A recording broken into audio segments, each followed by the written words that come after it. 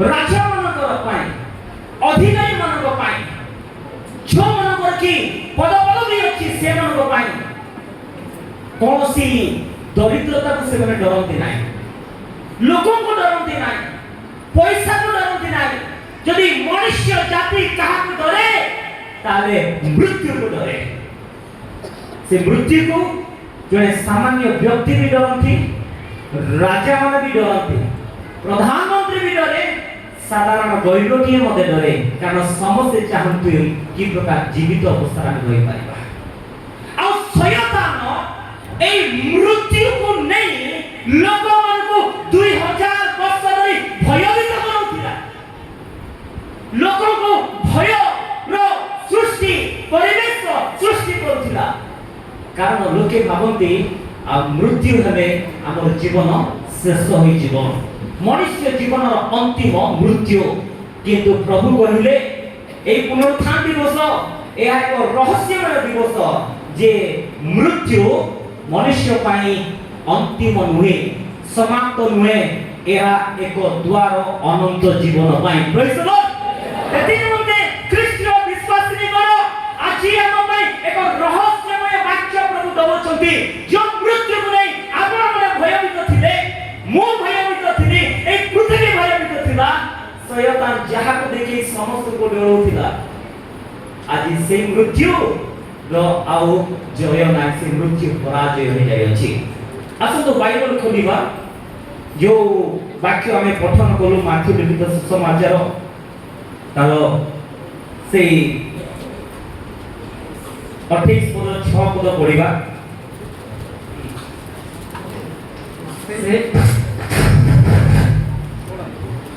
ସେ ଏଠାରେ ନାହାନ୍ତି, କାରଣ ସେ ଯେପରି କହିଥିଲେ ସେହିପରି ଉଠି ଅଛନ୍ତି। ଆସ, ସେ ଯେଉଁଠାରେ ଶୋଇଥିଲେ ସେହି ସ୍ଥାନ ଦେଖ। ଧନ୍ୟବାଦ। ସେ ଏଠାରେ ନାହାନ୍ତି, କାରଣ ସେ ଯେପରି କହିଥିଲେ ସେହିପରି ଉଠି ଅଛନ୍ତି। ଆଉ ସେ ଯେଉଁଠାରେ ଶୋଇଥିଲେ ସେହି ସ୍ଥାନ ଦେଖ। ପ୍ରିୟ ବନ୍ଧୁଗଣ, ପ୍ରଭୁ ଯୀଶୁ ଖ୍ରୀଷ୍ଟ ଯାହା କହିଥିଲେ ଆମର ସେହି ବାକ୍ୟ ଅନୁସାରେ ସେ ଉଠି ଅଛନ୍ତି, ସେ ଏଠାରେ ନାହାନ୍ତି। এই ସତ୍ୟ ସମ୍ବାଦ କିଏ ଦେଇଥିଲେ? ମନୁଷ୍ୟ ଦେଇ ନଥିଲେ, କୌଣସି ଭବିଷ୍ୟତ ବକ୍ତା ମାନେ ଦେଇ ନଥିଲେ। ଯୀଶୁ ଖ୍ରୀଷ୍ଟଙ୍କର ଏହି ପୁନରୁତ୍ଥାନର ବାର୍ତ୍ତା ସ୍ୱର୍ଗର ଦୂତ ଦେଇଥିଲେ। ହାଲେଲୁୟା। କାରଣ ପରମେଶ୍ୱରଙ୍କର ମୁଖପାତ୍ର, ପରମେଶ୍ୱରଙ୍କର ପାତ୍ର ବାହକ, ମୁଖପାତ୍ର ବାହକ ହେଉଛନ୍ତି ସ୍ୱର୍ଗଦୂତ। ଦୁଇଟି ସ୍ଥାନରେ, ତିନିଟି ସ୍ଥାନରେ, କାରଣ ସମୟ ସଂକ୍ଷିପ୍ତ, ଅନେକ ରେଫରେନ୍ସ ମୁଁ ଦେବି ନାହିଁ। ଯଦି ଦିଏ ଆପଣମାନେ ଲେଖନ୍ତୁ, ପରବର୍ତ୍ତୀ ସମୟରେ ପଢ଼ନ୍ତୁ। ଯୀଶୁ ଖ୍ରୀଷ୍ଟଙ୍କର ଜନ୍ମ ସମୟରେ ସ୍ୱର୍ଗର ଦୂତମାନେ ଆସି କହିଲେ, ଉତ୍ତରରେ ଈଶ୍ୱରଙ୍କର ମହିମା, ପୃଥିବୀରେ ତାଙ୍କର ସନ୍ତୋଷ ପାତ୍ର, ମନୁଷ୍ୟମାନଙ୍କ ମଧ୍ୟରେ ଶାନ୍ତି। ହାଲେଲୁୟା।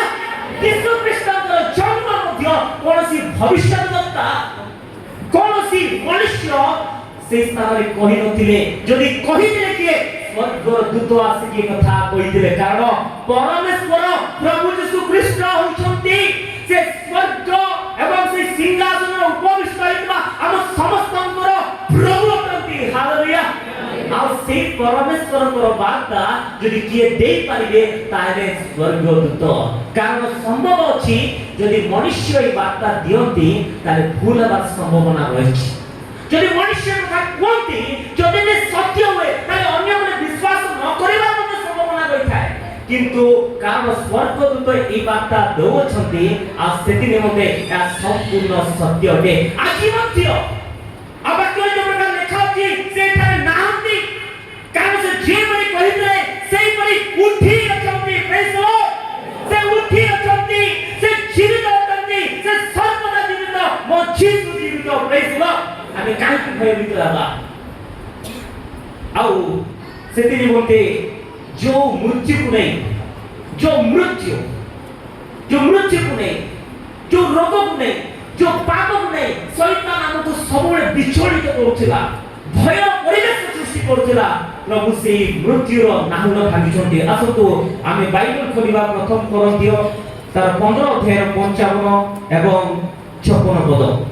ଜୟ ଜୟ ମୃତ୍ୟୁକୁ ଗ୍ରାସ କରିଅଛି, ରେ ମୃତ୍ୟୁ କାହିଁ ତୋର ଜୟ, ରେ ମୃତ୍ୟୁ କାହିଁ ତୋର ନାହୁଡ଼, ମୃତ୍ୟୁର ନାହୁଡ଼ ପାପ ଆଉ ପାପର ବଳ ବ୍ୟବସ୍ଥା।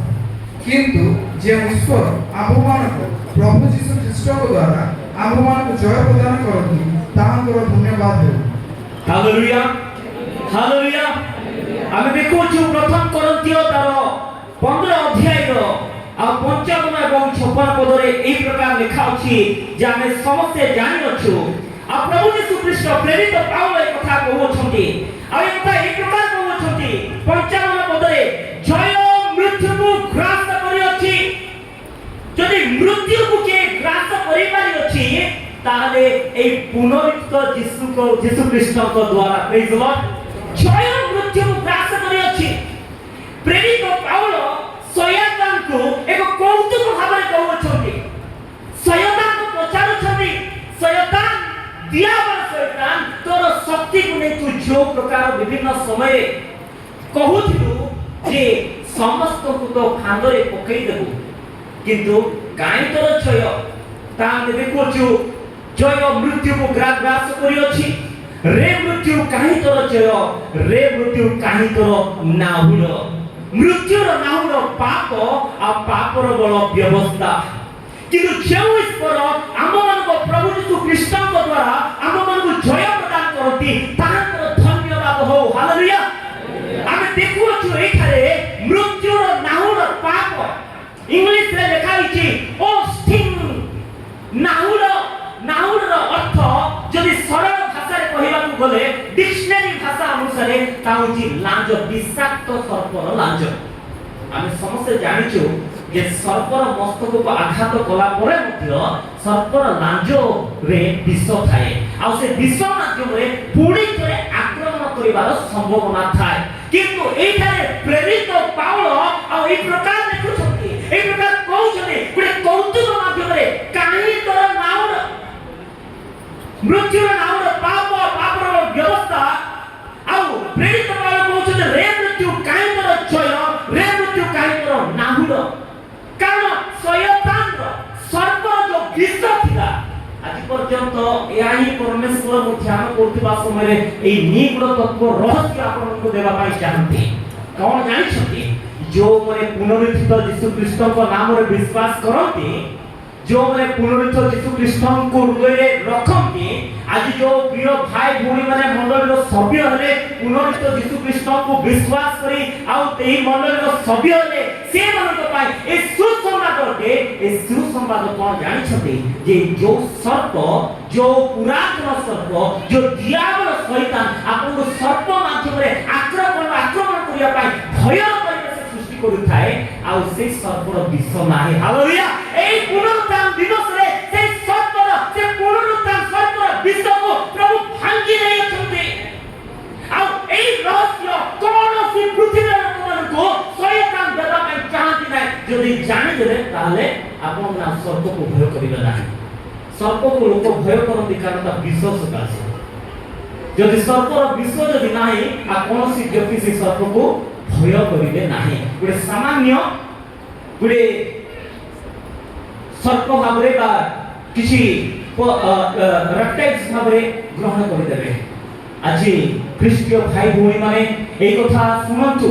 অনেক সময় শয়তান ଆମକୁ আক্রমণ କରିବା ପାଇଁ চেষ্টা করে, কিন্তু এই রহস্য আপনারা জানন্তু ଆପଣଙ୍କୁ ସେ କିଛି କରିପାରିବ ନାହିଁ।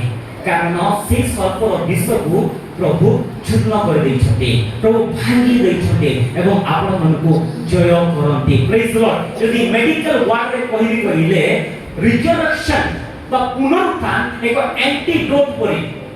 ଆଣ୍ଟିଡୋଟ୍ ମାନେ ଯାହାକି ଯଦି ଆପଣଙ୍କୁ କିଛି ବିଷ ଯଦି ଆପଣଙ୍କ ଶରୀରକୁ ଦିଆଯିବ ତାହେଲେ ସେ ବିଷ କାମ ଦେବ ନାହିଁ। ସେ ଆଣ୍ଟିଡୋଟ୍ ହେଉଛି ରିଜରେକ୍ସନ୍ ବା ପୁନରୁତ୍ଥାନ। ପ୍ରେଜ୍ ଦ ଲର୍ଡ। এই পুনরুত্থানର ବାର୍ତ୍ତାକୁ, ପୁନରୁତ୍ଥାନର ସେ କୃଷ୍ଣ ବାର୍ତ୍ତାକୁ, ପ୍ରଭୁ ଯୀଶୁ ଖ୍ରୀଷ୍ଟଙ୍କର ପୁନରୁତ୍ଥାନକୁ ଯେଉଁମାନେ ଗ୍ରହଣ କରନ୍ତି, ଯେଉଁମାନେ ନିଜ ହୃଦୟରେ ବିଶ୍ୱାସ କରନ୍ତି, ସେମାନଙ୍କୁ ଶୟତାନ କେବେ ପରାଜୟ କରିପାରିବ ନାହିଁ। କାରଣ ମୃତ୍ୟୁର ନାଉକୁ, ସେ ଖବରକୁ ପ୍ରଭୁ ଶୂନ୍ୟ କରିକି ସେ ଉଦ୍ଧିତ ଅଛନ୍ତି। ହାଲେଲୁୟା। ପ୍ରେଜ୍ ଦ ଲର୍ଡ।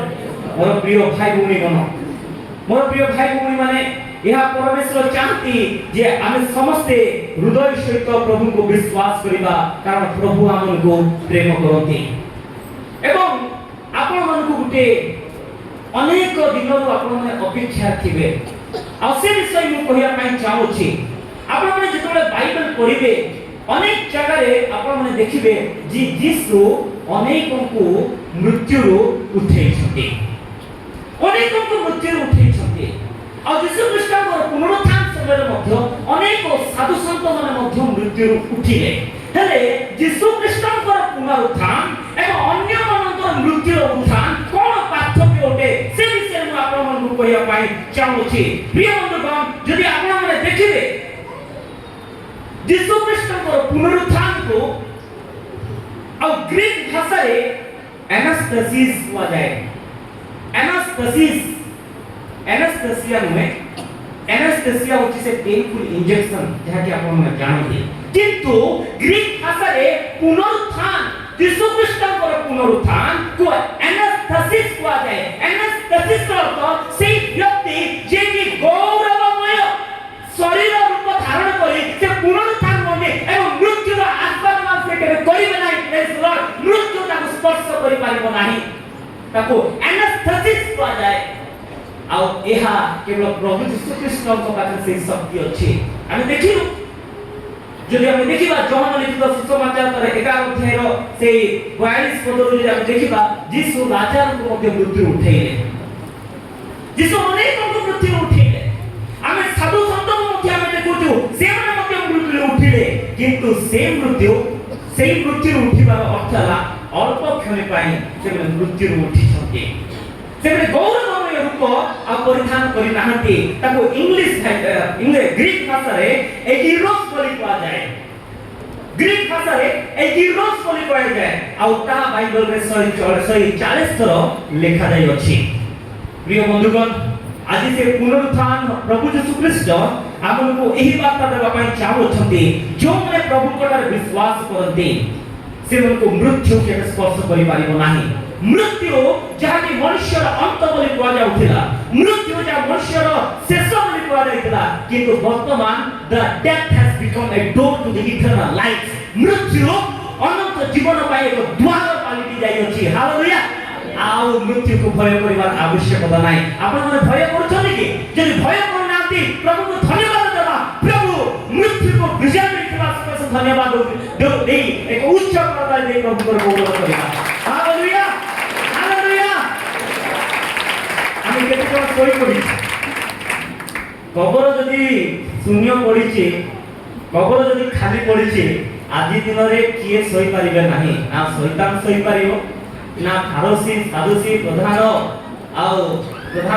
विचारकर्ता माने सही परिबे के सही परिबे नाही कारण से चिंता हे गलेनी कोन करिबा ए वार्ता जदी जगतर कोने अनुकोण रे पहुंची जीवो आ मृत्युर कोनोसी प्रकार रहस्य नाही मृत्युर कौनसी प्रकार शक्ति नहीं कारण से मृत्युर शक्ति को से शयतान शक्ति को से पुरातन सत्वर शक्ति को से दियापर शयतान शक्ति को प्रभु एई निजर पाद तले गली पुनरुत्थित हे समस्त को जेते जण तांकर विश्वास करते से समस्त को से शक्ति देई छथि कइले लोक के शयतान रो अनुगमन हेबे नाही शयतान रो अनुगमन किए हेबे नाही सेदिन मते परमेश्वर ए वाक्य हमनको दउछथि प्रिय बंधुगण हम थरे पढिबा आ पुनी थरे कथा मने रखंतु जे बाइबल रे पाखपाखी 40 ऊर्ध्व अक्षर लिखा जाय अछि यीशु ख्रीष्टଙ୍କର पुनरुत्थान उपरे आ सेई शब्दर नाम अछि एनास्थेसिस आ एनास्थेसिस रो अर्थ प्रभु पुनरुत्थित हेले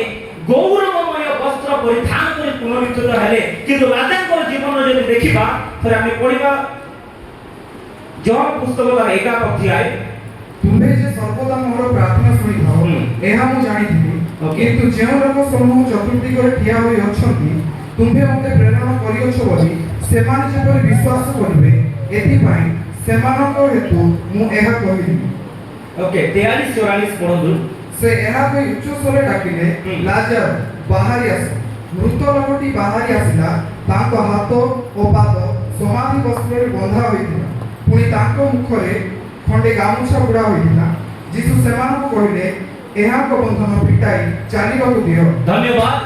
ଏଇଠାରେ ଆମେ ଦେଖୁଛୁ ଯୋହାନ ଲିଖିତ ସୁସମାଚାରରେ ଆଉ ଯୋହାନ ଲିଖିତ ସୁସମାଚାର ତାର 11 ଅଧ୍ୟାୟ 25 ପଦରେ ଲେଖା ଅଛି ଯୀଶୁ ତାହାଙ୍କୁ କହିଲେ ମୁଁ ପୁନରୁତ୍ଥାନ ଜୀବନ ଯେ ମୋ ଠାରେ ବିଶ୍ୱାସ କରେ ସେ ଯଦ୍ୟପି ମରେ ତଥାପି ସେ ବଞ୍ଚିବ। ହାଲେଲୁୟା। ଯଦ୍ୟପି ସେ ମରେ ତଥାପି ସେ ବଞ୍ଚିବ କାରଣ ମୁଁ ପୁନରୁତ୍ଥାନ ଓ ଜୀବନ। ଯୀଶୁ ଖ୍ରୀଷ୍ଟ ହିଁ ପୁନରୁତ୍ଥାନ ଜୀବନ। এই পৃথিবীতে অনেক লোক প্রয়াস করে অনেক লোক চেষ্টা করুଛନ୍ତି পুনরুত্থান হওয়া নিমন্তে অনেক প্রয়াস অনেক শিক্ষা অনেক দীক্ষা নেউଛନ୍ତି যে ମୁଁ কি প্রকার ভাবে অমর হয়ে রহিবি ମୁଁ কি প্রকার ভাবে মৃত্যুর ମୁଁ কেমিতি বিজয় লাভ করি পারিবি। প্রিয় বন্ধুগণ কৌনসি শক্তি কৌনসি প্রকার দীক্ষা কৌনসি প্রকার শিক্ষা ଆପଣମାନଙ୍କୁ পুনরুত্থান କରି ପାରିବ ନାହିଁ। ଯଦି ଗୋଟିଏ ଶିକ୍ଷା ତା ହେଉଛନ୍ତି ସତ୍ୟ ଯୀଶୁ ଖ୍ରୀଷ୍ଟଙ୍କର ସେ ଶିକ୍ଷା ଆଉ ତା ହେଉଛି ପୁନରୁତ୍ଥାନ ଯୀଶୁ ଖ୍ରୀଷ୍ଟଙ୍କ ନାଁରେ ଯେଉଁମାନେ ବିଶ୍ୱାସ କରନ୍ତି ସେଇମାନଙ୍କୁ ପ୍ରଭୁ ପୁନରୁତ୍ଥିତ କରନ୍ତି ଆଉ ସେମାନେ ମୃତ୍ୟୁକୁ ଭୟ କରନ୍ତି ନାହିଁ। ମୃତ୍ୟୁର ନାହରେ ସେମାନେ ଭାଗନ୍ତି କାରଣ ପରମେଶ୍ୱର ତାହାଙ୍କ ସହିତ ଅଛନ୍ତି। ପ୍ରେଜ୍ ଦ ଲର୍ଡ। ଏଥିରେ ମଧ୍ୟ ଆମେ କେବେ ବି ଭୟ କରିବା ନାହିଁ। ଆମ ଜୀବନକୁ ପ୍ରଭୁଙ୍କ ନିକଟରେ ସମର୍ପଣ କରିବା। ଆମେ ଦେଖିଲୁ ଯେ ସେଇ ଲୁକ ଲିଖିତ ସୁସମାଚାର ତାର 24 ଅଧ୍ୟାୟର 5 ଏବଂ 6 ପଦରେ ଆମେ ପଢିବା ପୁଣି ଥରେ। ଲୁକ ଲିଖିତ ସୁସମାଚାର ତାର 24 ଅଧ୍ୟାୟର 5 ଏବଂ 6 ପଦ। ସେଥିରେ ସେମାନେ ଭୀତ ହୋଇ ଅଧମୁଖ ହୁଅନ୍ତେ ସେମାନେ ସେମାନଙ୍କୁ କହିଲେ ଭୂତମାନଙ୍କ ମଧ୍ୟରେ ତୁମ୍ଭେମାନେ କାହିଁକି ଜୀବିତଙ୍କର ଅନ୍ୱେଷଣ କରୁଅଛ?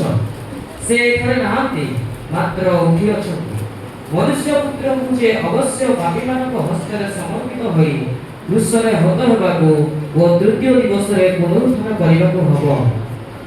ଧନ୍ୟବାଦ। ଲୁକ ଲିଖିତ ସୁସମାଚାରରେ ଆମେ ଦେଖିଲୁ ପ୍ରଭୁ ଯୀଶୁ ଖ୍ରୀଷ୍ଟ ଏହି କଥା କହୁଛନ୍ତି ସେ ଯେଉଁ ପ୍ରକାର କହିଥିଲେ ସେହି ପ୍ରକାର ଅନୁସାରେ ସେ ତୃତୀୟ ଦିବସରେ ପୁନରୁତ୍ଥିତ ହେଲେ। ଆଜି ପ୍ରଭୁ ଆମକୁ ଏହି କଥା କହୁଛନ୍ତି ଯେଉଁମାନେ ପ୍ରଭୁଙ୍କଠାରେ ବିଶ୍ୱାସ କରିବେ ସେମାନେ ମଧ୍ୟ ମୃତ୍ୟୁ ପରେ ପୁନରୁତ୍ଥିତ ହେବେ। ହାଲେଲୁୟା। ଯଦି ତାଙ୍କରି ବାକ୍ୟ ବିଶ୍ୱାସ କରୁଛନ୍ତି ତାହେଲେ ନିଶ୍ଚିତ ଭାବରେ ଆପଣମାନେ ପୁନରୁତ୍ଥାନ ଦେଖିପାରିବେ। ହୋଇଥାଇପାରେ ସେଦିନ ମଗ୍ଦଲିନୀ ମରିୟମ ହଉ ଶିଷ୍ୟମାନେ ହଉ ଯୀଶୁ କହିଥିଲେ କିନ୍ତୁ ସେମାନେ ବିଶ୍ୱାସ କରିବାରେ କୋଉଠି କମି ଯାଇଥାଇପାରେ କାରଣ କେବେ କିଏ ପୁନରୁତ୍ଥାନ ହେଇନଥିଲେ କେବେ କିଏ ପୁନରୁତ୍ଥିତ ହୋଇନଥିଲେ। ସେଥିନିମନ୍ତେ ସେମାନେ ଯୀଶୁଙ୍କର ସେ ମର ଶରୀରକୁ ଦେଖିବା ପାଇଁ ଯାଉଥିବା ସମୟରେ ସ୍ୱର୍ଗରୁ ଦୂତ ଏହି କଥା କହିଲେ ତୁମେ କାହାର ଅନ୍ୱେଷଣ କରୁଅଛ? ଦେଖ ସେ ଯେଉଁ ପ୍ରକାର କହିଥିଲେ ସେ ପ୍ରକାର ଉଠି ଅଛନ୍ତି ସେ ଆଉ ଏଠାରେ ନାହାନ୍ତି। ଆପଣମାନେ ସେ ପ୍ରକାର ମନେ ରଖନ୍ତୁ ଆପଣଙ୍କ ଜୀବନକୁ ସମର୍ପଣ କରନ୍ତୁ। ଆଜି ଯଦି ଆମେ ପୁନରୁତ୍ଥିତ ଯୀଶୁ ଖ୍ରୀଷ୍ଟଙ୍କ ଠାରେ ବିଶ୍ୱାସ କରୁଅଛୁ ତାହେଲେ ମୃତ୍ୟୁକୁ ଆମେ ଜୟ କରିପାରିଅଛୁ। ଆମେ ଥରେ ଦେଖିବା ଫିଲିପିଓ ତାର 3 ଅଧ୍ୟାୟର 10 ପଦ ଯେ ପୁନରୁତ୍ଥିତ ଯୀଶୁ ଖ୍ରୀଷ୍ଟଙ୍କ ଠାରେ ଯେଉଁମାନେ ବିଶ୍ୱାସ କରନ୍ତି ସେମାନେ କି ପ୍ରକାର ଶକ୍ତିଯୁକ୍ତ ହୋଇପାରିବେ କି ପ୍ରକାର ଭାବରେ ଜୟ ହୋଇପାରିବେ ତାହେଲେ ଫିଲିପିଓ ତାର 3 ଅଧ୍ୟାୟର 10 ପଦ ଆମେ ଦେଖିବା। ଯେପରି ମୁଁ ତାହାଙ୍କ ପୁନରୁତ୍ଥାନର ଶକ୍ତି ଓ ତାହାଙ୍କ ମୃତ୍ୟୁ ଭୋଗରେ ତାହାଙ୍କ ଦୁଃଖ ଭୋଗରେ ସହଭାଗିତା ଜ୍ଞାତ ହୁଅ। ଧନ୍ୟବାଦ। ଆଉ ଗୋଟେ ପଦ ପଢିବା ଦ୍ୱିତୀୟ ତିମୋଥୀ ତାର 1 ଅଧ୍ୟାୟର 10 ପଦ। କିନ୍ତୁ ଏବେ ଆମ୍ଭମାନଙ୍କ ପ୍ରାଣକର୍ତ୍ତା ଖ୍ରୀଷ୍ଟ ଯୀଶୁଙ୍କର ଆବିର୍ଭାବ ଦ୍ୱାରା ପ୍ରକାଶିତ ହୋଇଅଛି ସେ ମୃତ୍ୟୁକୁ ଲୋପ କରିଅଛନ୍ତି ପୁଣି ସୁସମାଚାର ଦ୍ୱାରା ଜୀବନ ଓ ଅମରତାକୁ ଆଲୋକରେ ପ୍ରକାଶ କରିଅଛନ୍ତି। ଧନ୍ୟବାଦ। ଏଠାରେ ଆମେ ଦେଖୁଅଛୁ ଦ୍ୱିତୀୟ ତିମୋଥୀ ତାର 1 ଅଧ୍ୟାୟର 10 ପଦରେ କିନ୍ତୁ ଏବେ ଆମମାନଙ୍କର ତ୍ରାଣକର୍ତ୍ତା ଖ୍ରୀଷ୍ଟ ଯୀଶୁଙ୍କର ଆବିର୍ଭାବ ଦ୍ୱାରା ପ୍ରକାଶିତ ହୋଇଅଛି ସେ ମୃତ୍ୟୁକୁ ଲୋପ କରିଅଛନ୍ତି ପୁଣି ସୁସମାଚାର ଦ୍ୱାରା ଜୀବନ ଓ ଅମରତାକୁ ଆଲୋକରେ ପ୍ରକାଶ କରିଅଛନ୍ତି। ହାଲେଲୁୟା। ସେ ଜୀବନ ଓ ଅମରତାକୁ ସେ ଆଲୋକରେ ପ୍ରକାଶ କରିଅଛନ୍ତି। ଏହି ପୁନରୁତ୍ଥାନ ଦିବସ ପୁନରୁତ୍ଥାନ ମାନେ ଯେ ପୁଣି ଥରେ ଉତ୍ଥାନ ହେବ ଉତ୍ଥିତ ହେବ ସେ ସ୍ୱର୍ଗରୋହଣ ହେବ ଗୌରବ ବସ୍ତ୍ର ପରିଧାନ କରିପାରିବ ତାହା ପରମେଶ୍ୱର ଆଜିର ଦିନରେ ତାଙ୍କ ଲୋକମାନଙ୍କ ନିମନ୍ତେ ଏ ବାକ୍ୟ ପ୍ରଚାର କରୁଅଛନ୍ତି। ପ୍ରିୟ ବନ୍ଧୁଗଣ ମୋର ପ୍ରିୟ ଭାଇ ଭଉଣୀମାନେ ଆମେ ଆମ ଜୀବନକୁ ଯଦି ପରୀକ୍ଷା କରିବା ତାହେଲେ ଆମେ କାହିଁକି ଭୟଭୀତ ହେଉଛୁ? ଆଜି ପର୍ଯ୍ୟନ୍ତ ଆମେ କାହିଁକି ଭୟ କରୁଅଛୁ? ଆମ ପରିବାର ପାଇଁ ଆମ କାର୍ଯ୍ୟ ପାଇଁ ଆମର ବ୍ୟବସାୟ ପାଇଁ ଆମମାନଙ୍କର ସଫଳତା ପାଇଁ ଯଦି ସମସ୍ତ ବିଷୟରେ ଯଦି ଆମେ ଚିନ୍ତିତ ଅଛୁ ପ୍ରଭୁ କହୁଛନ୍ତି ଭୟ କର ନାହିଁ କାରଣ ଯେ को जय करी अछि से परमेश्वर आम सहित अछंती सेतिर मते आमे भय करिवार आवश्यकता नाही आ परमेश्वर शयतान से नाउल भागी हमन को पुनर्जीवित करी अछंती सेतिर मते आसंतु आमे पढिबा पुनी थरे फिर रोमियो तार 6 अध्याय 23 पद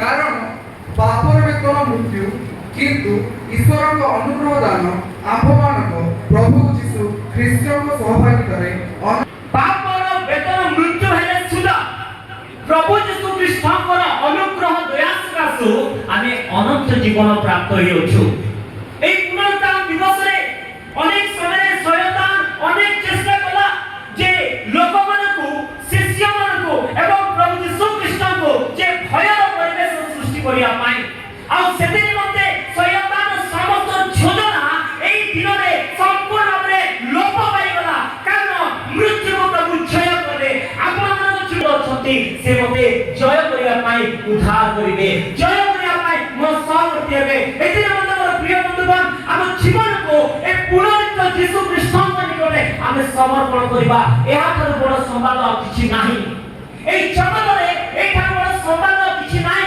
যদি ସବୁଠୁ ବଡ଼ ସମ୍ବାଦ ଯୋଉ ସମ୍ବାଦ କି ଆଉ ଶୟତାନ ଭୟଭୀତ ହଉଥିଲା ପ୍ରଧାନ ନାୟକମାନେ ଭୟଭୀତ ହଉଥିଲେ ପ୍ରଶାସକମାନେ ଭୟଭୀତ ହଉଥିଲେ ସେଇ ବାକ୍ୟ ହେଉଛି ଏହା ଯେ ପୁନରୁତ୍ଥିତ ଯୀଶୁ ଖ୍ରୀଷ୍ଟ ମୃତ୍ୟୁକୁ ଜୟ କରିଅଛନ୍ତି ସେ ପୁରାତନ ସର୍ପର ସେ ବିଷକୁ ଆଉ ଲବ୍ଧ ଲୁପ୍ତ କରିଅଛନ୍ତି ତା ଚୂର୍ଣ୍ଣ କରିଅଛନ୍ତି ତା ଭାଙ୍ଗି ଅଛନ୍ତି ଏଥିରେ ମତେ ଆଉ ଆଜି ଦିନ ପ୍ରଭୁ ଆମକୁ ଏହି ଶକ୍ତି ଦେଇକି ଶକ୍ତି ଦେଉଛନ୍ତି ଆମେ ଯଦି ଆମ ଜୀବନକୁ ପ୍ରଭୁଙ୍କର ସମର୍ପଣ କରିବା ଆପଣମାନେ ଯୋଉ କୌଣସି ପରିସ୍ଥିତିରେ ଥାଉ ନା କାହିଁକି ଯୋଉ କୌଣସି ଆଉ ସିଚୁଏସନ ଆପଣମାନେ ଥାଉ ନା କାହିଁକି ଏହି ଗୋଟିଏ ଶକ୍ତି ପ୍ରଭୁଙ୍କୁ ଏହି ଗୋଟିଏ ପ୍ରାର୍ଥନା କରିବ ପ୍ରଭୁ ତୁମେ ଜୟ କର ମୃତ୍ୟୁକୁ ମତେ ଅନୁଗ୍ରହ ପାଖରେ ଗୋଟିଏ ମାଧ୍ୟମ ଅଛି କଣ ସେ ମାଧ୍ୟମ ଖ୍ରୀଷ୍ଟୀୟ ବିଶ୍ୱାସୀ ମାନଙ୍କୁ এই প্রকার মনোভাব দেবা যে সে মানে প্রভুଙ୍କର অনুসরণ ন করন্তু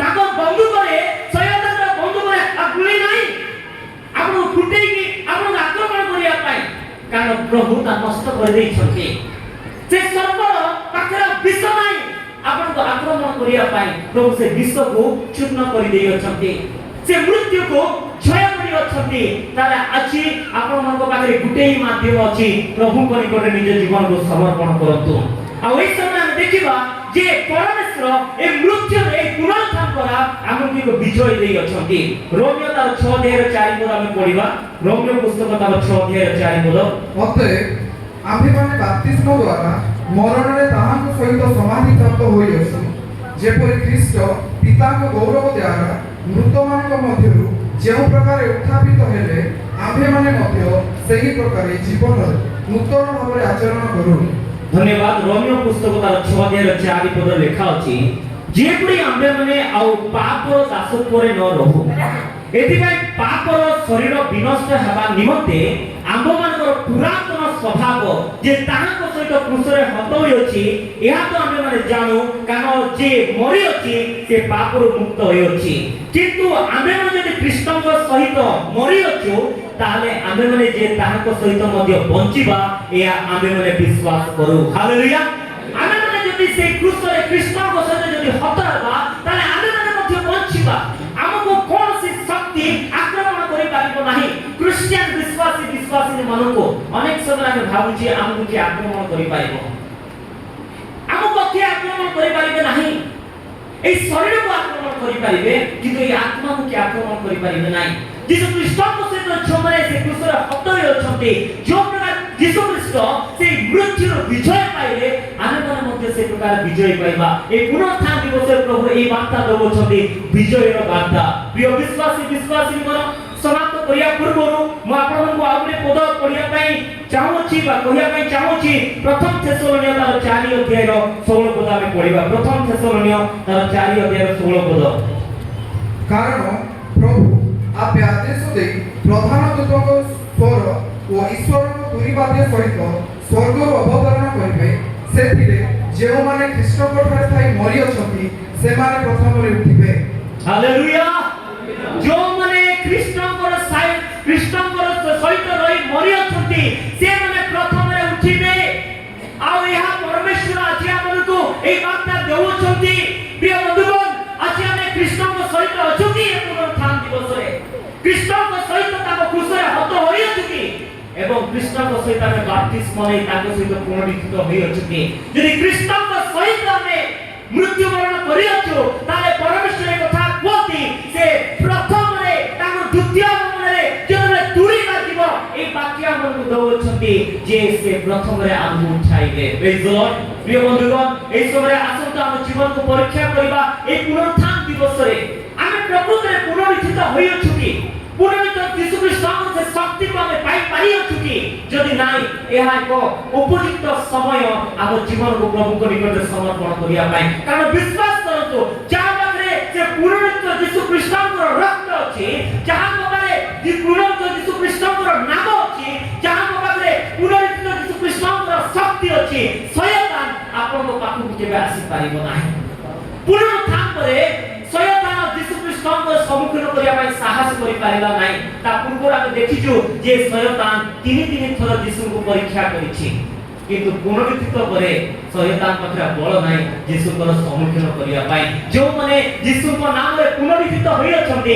ବିଶ୍ୱାସ କରନ୍ତୁ ଶୟତାନ ପାଖରେ ସେ ବଳ ନାହିଁ ସେ ଶକ୍ତି ନାହିଁ ଆପଣଙ୍କ ସମ୍ମୁଖୀନ କରିବା ପାଇଁ କାରଣ ପରମେଶ୍ୱର ଆପଣଙ୍କ ସହବର୍ତ୍ତୀ ଅଟନ୍ତି ଆଉ ଏକ କଥା ଆମେ ପଢ଼ିବା ସମାପ୍ତ କରିବା ପ୍ରଥମ ପିତର ତାର 5 ଅଧ୍ୟାୟର 8 ପଦ ଧରି ପଢ଼ନ୍ତୁ ଏ ବାକ୍ୟକୁ ଧ୍ୟାନ ସହିତ ଦେଖନ୍ତୁ ସଚେତନ ହୋଇ ଜାଗ୍ରତ ରୁହ ତୁମ୍ଭମାନଙ୍କର ବିପକ୍ଷ ସହିତ ସିଂହ ପ୍ରାୟ ଗର୍ଜନ କରି କାହାକୁ ଗ୍ରାସିବ ଏହା ଖୋଜି ବୁଲୁଅଛି ଧନ୍ୟବାଦ ହାଲେଲୁୟା ହାଲେଲୁୟା ଆଜି ଦୁଇଟି ନିୟମର ତତ୍ତ୍ୱ ବିଷୟ ମୁଁ ଆପଣଙ୍କୁ ଦେବା ପାଇଁ ଚାହୁଁଛି ପ୍ରଥମ ହେଲା ଯେ ସେଇ ସର୍ପ ସେ ପୁରାତନ ସର୍ପ ସେ ଦିଆବଳ ଶୟତାନର ଶକ୍ତି ପ୍ରଭୁ ପୁନରୁତ୍ଥିତ ଦିବସରେ ଭାଙ୍ଗି ଚୂର୍ଣ୍ଣ କଲେ ଆଉ ସେ ସର୍ପ କେବଳ ନାମଧାରିକ ସର୍ପ ତା ପାଖରେ ବିଷ ନାହିଁ ଅନେକ ସମୟରେ ବାକ୍ୟ ଆମେ କି ପ୍ରକାର ଅଧ୍ୟୟନ କରୁ ଆମେ ଜାଣିନାହୁଁ କିନ୍ତୁ ମୁଁ ଆଜି କହିବା ପାଇଁ ଚାହୁଁଛି ପ୍ରଭୁ ମୋତେ ଚେତନା ଦେଲେ ଆପଣଙ୍କୁ କହିବା ପାଇଁ ସଚେତନ ହୋଇ ଜାଗ୍ରତ ରୁହ ତୁମମାନଙ୍କ ବିପକ୍ଷ ଶୟତାନ ସିଂହ ପ୍ରାୟ ଗର୍ଜନ କରି ତାହାକୁ ଗ୍ରାସିବ ସିଂହ ପ୍ରାୟ like a lion but not a lion এই বিষয়କୁ ଧ୍ୟାନ ଦେବାକୁ ପଡ଼ିବ ସିଂହ ପ୍ରାୟ କିନ୍ତୁ ସିଂହ ନୁହେଁ ସେ ସିଂହ ପ୍ରାୟ ଅଭିନୟ କରି ଆପଣଙ୍କୁ ଭୟଭୀତ କରିବ ତାର ଅଭିନୟରେ ଆଜି ଜଗତବାସୀ ଭୟଭୀତ ଅବସ୍ଥାରେ ଅଛନ୍ତି କାରଣ ସତ୍ୟ ଜାଣିନାହାନ୍ତି ପ୍ରେଜ୍ ଦ ଲର୍ଡ ଯେଉଁଦିନ ଆମେ ସତ୍ୟ ଜାଣିବା ଆମେ ଭୟ କରିବା ନାହିଁ ସେଥିପାଇଁ ଦାଉଦ ଗୋଲିଆଥ ପାଖରେ ଠିଆ ହେଲେ ସୁଦ୍ଧା ସେ ଭୟ କରିଲେ ନାହିଁ କାରଣ ସେ ଜାଣିଥିଲେ ସତ୍ୟ ଏବଂ ପୁରୋହିତ ଯୀଶୁ ଖ୍ରୀଷ୍ଟଙ୍କର ଶକ୍ତି ସେ ପୂର୍ବରୁ ଅନୁଭବ କରୁଥିବା ସକାଶୁ ଶୟତାନ ସେଇ ଗୋଲିଆଥ ସମ୍ମୁଖରେ ଠିଆ ହେଇପାରିଲେ ପ୍ରେଜ୍ ଦ ଲର୍ଡ ଆଜି ଯଦି ଆମେ ସତ୍ୟ ଜାଣିବା ତାହେଲେ ଶୟତାନକୁ ଭୟ କରିପାରିବା ନାହିଁ ଶୟତାନ ଦେଖିବା କ୍ଷଣି ଆମ ଠାରୁ ଦୂର ଚାଲିଯିବ ସେଥିପାଇଁ ଆପଣଙ୍କୁ ଗୋଟିଏ ବିଷୟ କରିବାକୁ ପଡ଼ିବ এই ଗୋଟିଏ ବିଷୟକୁ ଯଦି ଆପଣମାନେ ହୃଦୟରେ ରଖିବେ ଜୀବନରେ ରଖିବେ ଏବଂ ପ୍ରାର୍ଥନା କରିବେ ଶୟତାନ ଆପଣଙ୍କ କତିକୁ ଆସିବ ନାହିଁ ଯେମିତି ଆଜି ଶୂନ୍ୟ ପଡ଼ିଛି ସମାଧି ସତ କଥା କିନ୍ତୁ ସିଂହାସନରେ ଉପବିଷ୍ଟ ହୋଇଛନ୍ତି ଆମର ପ୍ରଭୁ ଯୀଶୁ ଖ୍ରୀଷ୍ଟ ହାଲେଲୁୟା ସେଇ ସିଂହାସନରେ ଉପବିଷ୍ଟ ହୋଇଛନ୍ତି କିନ୍ତୁ ଆପଣଙ୍କ ହୃଦୟରେ ବିରାଜମାନ ଅଛନ୍ତି ତ ସେଇ ତ୍ରାଣକର୍ତ୍ତା ସେଇ ମୁକ୍ତିଦାତା ସେଇ ପ୍ରଭୁ ଯୀଶୁ ଖ୍ରୀଷ୍ଟ ଆପଣଙ୍କ ହୃଦୟରେ ମଧ୍ୟ ଶୂନ୍ୟ ଅଛି ହେଲେ ଦୁଃଖର ବିଷୟ ପରିତାପର ବିଷୟ ଆଜି ପ୍ରଭୁ ଏ କଥା ପଚାରୁଛନ୍ତି ଶୂନ୍ୟ ପଡ଼ିଛି ସମାଧି କିନ୍ତୁ ଆପଣମାନଙ୍କ ହୃଦୟରେ ମୋର ସ୍ଥାନ ଶୂନ୍ୟ ପଡ଼ିଛି କି ସିଂହାସନରେ ମୁଁ ଉପବିଷ୍ଟ ହେଇଛି କିନ୍ତୁ ମୋର ବିଶ୍ୱାସୀମାନଙ୍କ ହୃଦୟର ସିଂହାସନରେ କାହିଁ ମୋତେ ଉପବିଷ୍ଟ ହେବା ପାଇଁ ସୁଯୋଗ ଦିଆଯାଉ ନାହିଁ ପ୍ରିୟ ବନ୍ଧୁଗଣ এই পুনরুত্থান দিবসরে রাজাମାନଙ୍କର ରାଜା ପ୍ରଭୁମାନଙ୍କର ପ୍ରଭୁ ମର୍ତ୍ତ୍ୟ ସ୍ୱର୍ଗ ପାତାଳର ଏକମାତ୍ର ଅଧିକାରୀ ପ୍ରଭୁ ଯୀଶୁ ଖ୍ରୀଷ୍ଟ ଯଦି ସ୍ୱର୍ଗର ସିଂହାସନରେ ଉପବିଷ୍ଟ ଅଛନ୍ତି ଆମ ହୃଦୟରେ ମଧ୍ୟ ତାଙ୍କୁ ବିରାଜମାନ କରିବା ତାହେଲେ ଦେଖିବେ ଆପଣଙ୍କର ରାଜା ଆପଣଙ୍କର ପ୍ରଭୁ ଯେତେବେଳେ ଆପଣଙ୍କ ସହିତ ଥିବେ କୌଣସି ଶକ୍ତି ଆପଣଙ୍କ ସମ୍ମୁଖରେ ଠିଆ ହେଇପାରିବ ନାହିଁ ପ୍ରଭୁ ଏହି ଶକ୍ତି ଆଜି ଆପଣଙ୍କୁ ଦେଉଛନ୍ତି ହାଲେଲୁୟା आसुक हम समस्त चक्षु बंद करिबा प्रभु को कहिबा प्रभु शून्य पड़िछि समाधि यह सत्य किंतु मु चाहे नाही मोर हृदय मते शून्य पड़ो मोर हृदय मते ବିରାଜମାନ ହୋ ପ୍ରଭୁ। ମରୁଜର